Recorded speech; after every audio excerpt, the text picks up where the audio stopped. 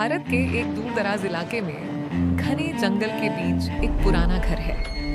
उस घर तक जाने वाली सड़क शाम होते ही खामोश हो जाती है। स्थानीय लोग कहते हैं कि वह घर दिन में खाली लगता है, लेकिन रात में वहां कोई रहता है। करीब 20 साल पहले एक परिवार उस घर में रहने आया था, शहर की भीड़ से दूर शांति की तलाश में। शुरुआत के कुछ दिन सब सामान्य रहा, लेकिन फिर अजीब घटनाएं शुरू हो गईं।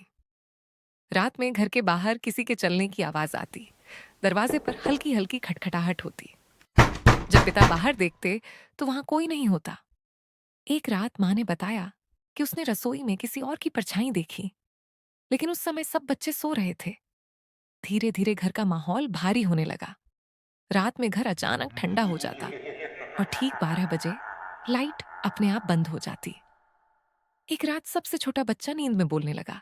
वह बार बार एक ही बात कह रहा था, कोई जंगल से आ रहा है। अगली सुबह घर के पीछे कीचड़ में अजीब पैरों के निशान मिले। वे इंसान जैसे नहीं थे। उस रात तेज बारिश हो रही थी। अचानक घर के पिछले दरवाजे पर जोर से दस्तक हुई। पिता ने हिम्मत करके दरवाजा खोला। बाहर कोई नहीं था, लेकिन जमीन पर गीले पैरों के निशान घर के अंदर जा रहे थे और वहीं खत्म हो जाते थे। अगली सुबह माँ और बच्चे घर में नहीं मिले। न दरवाजा टूटा था, न खिड़की। पुलिस आई, जांच हुई, लेकिन जंगल के अलावा कोई सुराग नहीं मिला। कुछ महीनों बाद पिता भी गांव छोड़कर चला गया। जाने से पहले उसने बस इतना कहा, वो घर खाली नहीं है, वो जंगल का है। आज भी वह घर जंगल के बीच खड़ा है।